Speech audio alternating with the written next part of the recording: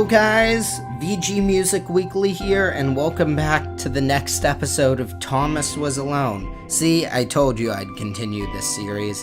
Last time we learned about Thomas and him being a piece of data in a computer, slowly figuring out the world around him, and how I can't stop fanboying over his game. And now, we'll meet the reason Thomas was alone. I submitted hundreds of bug reports. I told that idiot this would happen. Overlapping scripts. More than one AI was bound to be spawned into an environment at some point. Turns out I missed the point. That little error changed everything. Chris took an immediate and deep dislike to the skinny red rectangle. Who the hell did this Thomas think he was?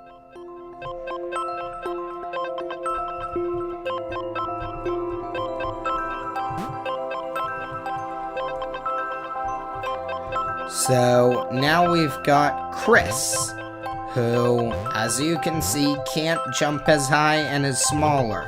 Now, let's try lining them up with their holes. Oh, they don't fit. So, Chris, another example of why I love this game, can't jump over this. So, now's when the puzzles start, because it's not simply just teaching you the game aspects anymore. So, it lights up white, but I can't go in. As you can see, I'm pressing the spacebar. I'm pressing it loudly, so you might be able to hear me. And Thomas can't jump when someone else is on top of him. So, stack Chris up and get Chris into the hole and Thomas at the same time. Whoa! They're in the next area. Chris had been doing fine. He wasn't the highest jumper, but he'd held his own. He'd even been graceful at times. Well, not actually. Not technically graceful. It's probably the wrong word, but you know, fine. There was that skinny little runt leaping about like he owned the place. So, this creates some of that rivalry, which is very interesting, where now you have two characters who are just data, but both figuring out the world. And Chris is jealous of Thomas's jumping ability because Chris can't do that, and Thomas can. And I think this is what adds another great dynamic to the game, in that Thomas and Chris are completely different in their personalities, yet they're forced into this world together to figure it out and explore it, and they need to work together. The system is testing them and making them expand their knowledge, but apparently Chris hates Thomas because Thomas is just jumping around all willy-nilly. Now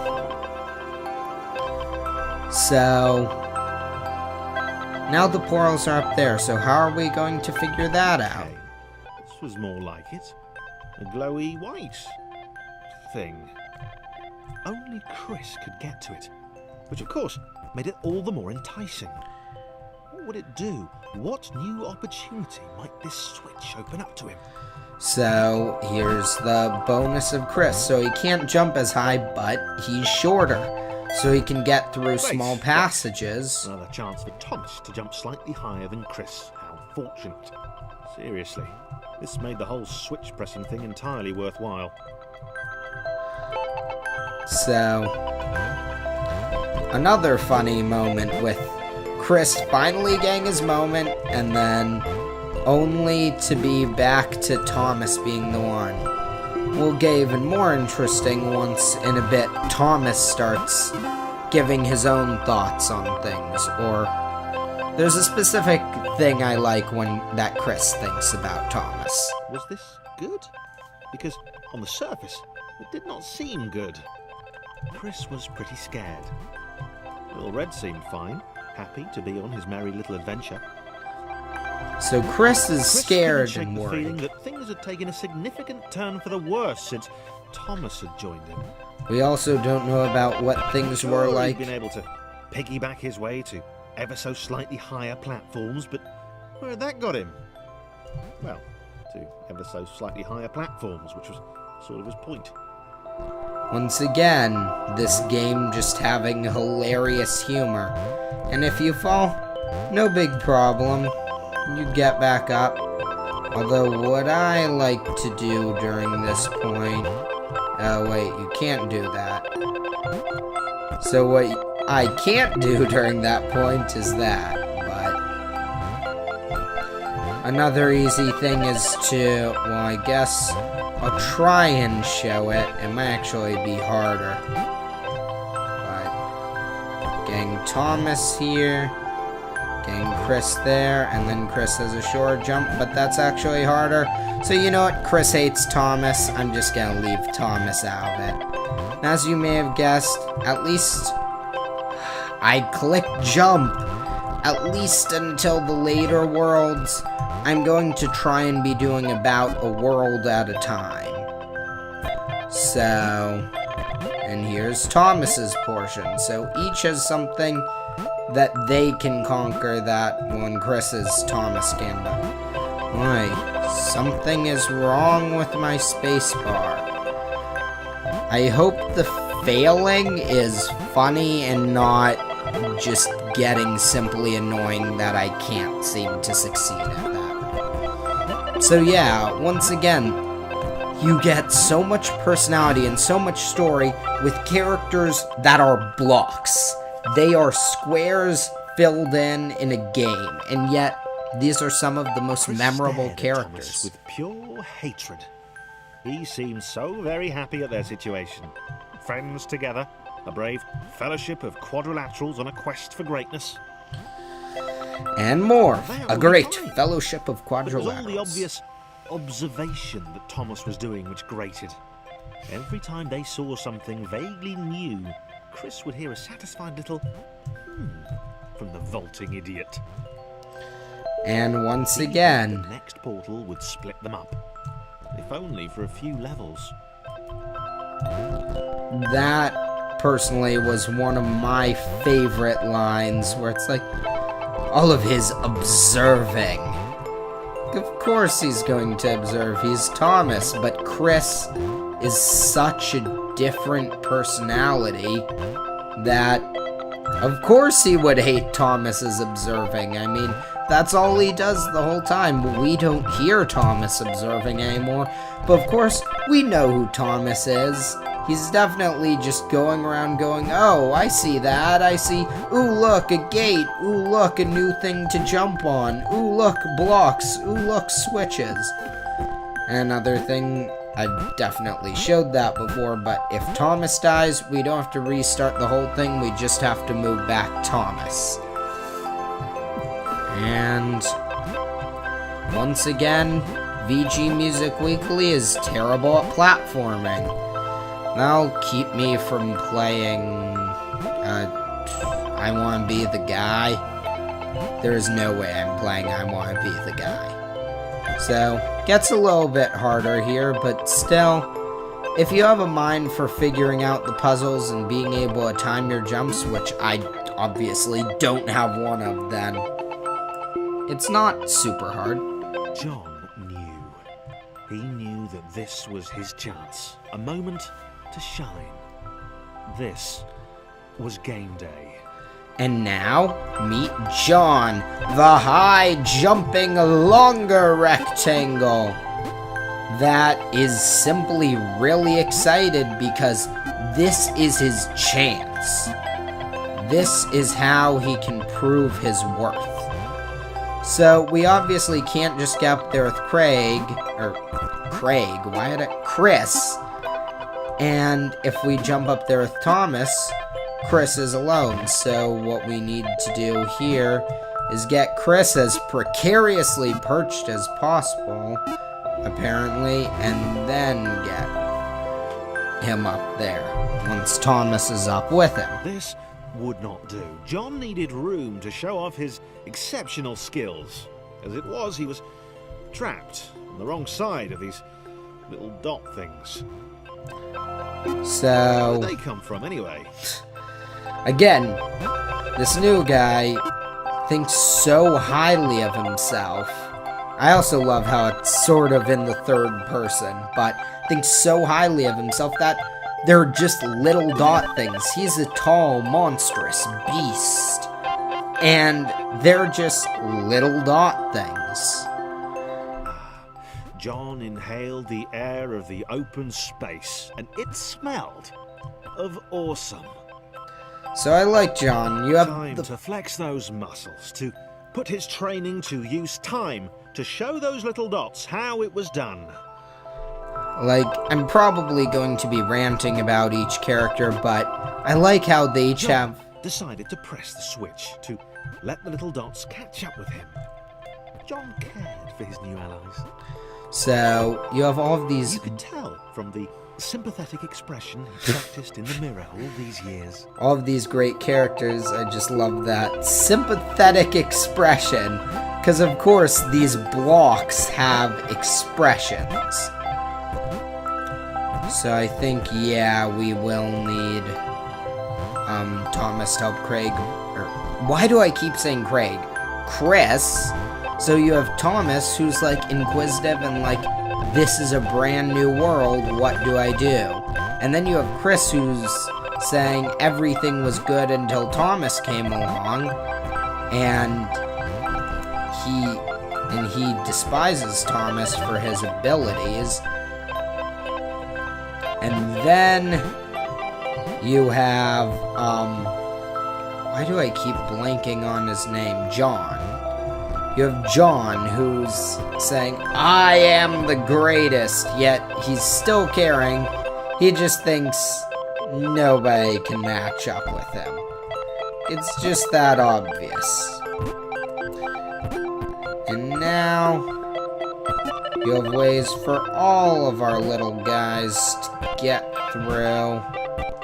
I think I'll leave Thomas here because Chris needs to be able to reach him. So, there we go. And there's Chris. But can Thomas make it? So, I want to see if Thomas can make it on his own, but I'm thinking no, he can't. So, and we can't do it with just Chris. So we're going to have John come over and help out a bit. And it sort of shows you that by showing the order in which they should arrive. First you want Thomas, then John, and then finally Chris.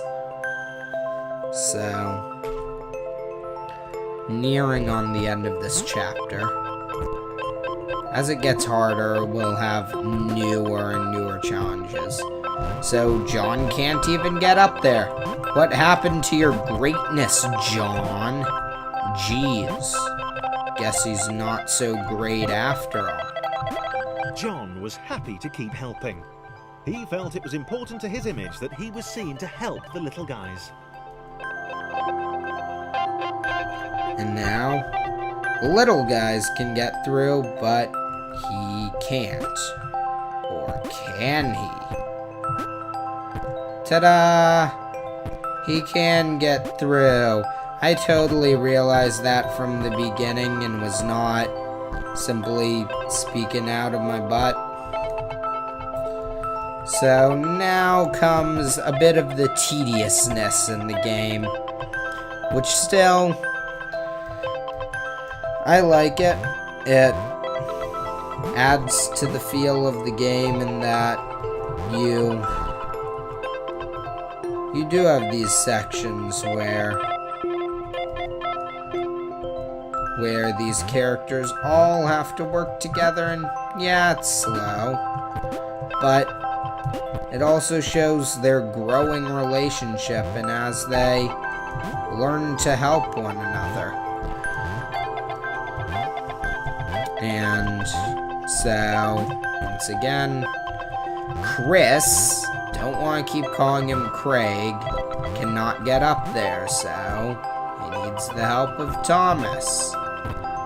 And here, we need to keep staircasing. That's what I call it. So, Chris can jump, jump, and jump. And Thomas can jump and jump. And this is what allows them all to get higher. So...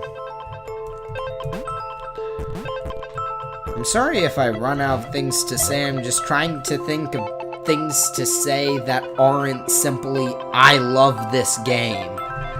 Love that I'm back to Let's Playing. He didn't mind them so much either. The red one, Thomas, had a charming way of applauding every time John jumped. And of course Thomas does that. But, so I'm really glad to be back. I miss doing this.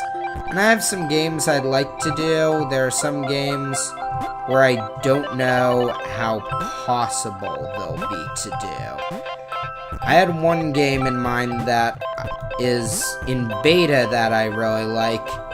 The issue being that it's in beta and thus the current version has had a lot of bugs for me and ran slowly when I tried to record. So, I'm going to see if I can do that. And I also plan on working... Less immediately likable, but his unremitting cynicism and tutting amused John.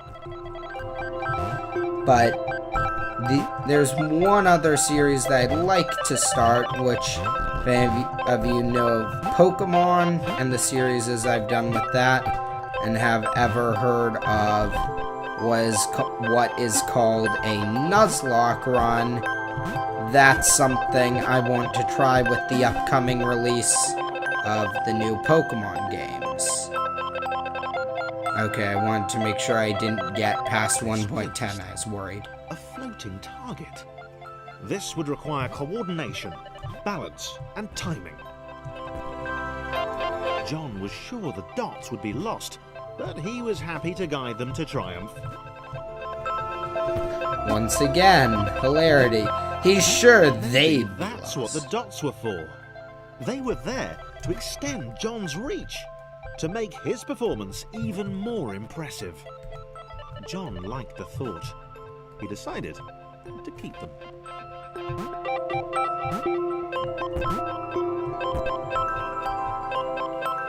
So can we get Chris across here? No, so I need to bring everyone down. Glad I didn't continue with that. But, so yeah, I want to try out a Nuzlocke since I've never actually done one before, and they've always sounded interesting. I'd always love to do one, and I think with the upcoming Pokemon Omega Ruby and Alpha Sapphire would be a perfect chance to try it out on the originals. But with that, I'd like to thank you guys for watching. Tune in next time for another episode of Thomas Was Alone. I've really been enjoying doing this game. This is one of my all-time favorites. I hope you guys have been enjoying walking it. Yes, we've been walking together. Enjoying watching it. But thank you guys. This has been VG Music Weekly, and have a fantastic day.